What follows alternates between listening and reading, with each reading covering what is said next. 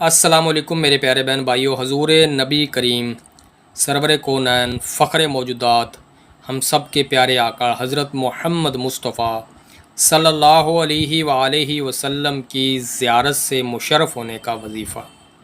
پیارے بہن بھائیو، جس کو پیارے نبی کی زیارت ہوگی اسے دنیا جہان کی ساری دولتیں مل گی۔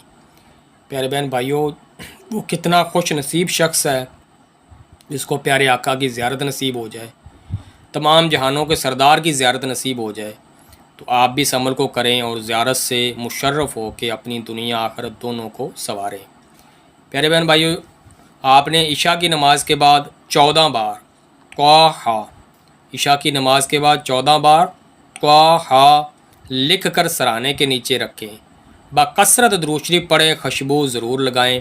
آپ کا بستر پاک ہونا چاہیے، آپ جہاں بیٹھ کے عمل کر رہے ہیں وہ جگہ پاک ہونی چاہیے، آپ نے باوضو ہونا ہے، خوشبو لگانی ہے، کثرت سے آپ نے درود پاک پڑھنا ہے۔ اللہ نے چاہا، اللہ کے فضل و کرم سے پہلی رات یا دوسری رات یا تیسری رات یا ایک ہفتے کے اندر اندر انشاءاللہ اللہ نے چاہا تو آپ کو پیارے آقا صلی اللہ علیہ وآلہ وسلم کی زیارت ضرور ہوگی۔ ان دنوں میں بلکہ ہر دنوں میں ہمیں گناہوں سے بھی بچنا چاہیے، نماز کی بھی ساتھ پابندی کریں، اللہ سے دعا بھی کرتے رہیں۔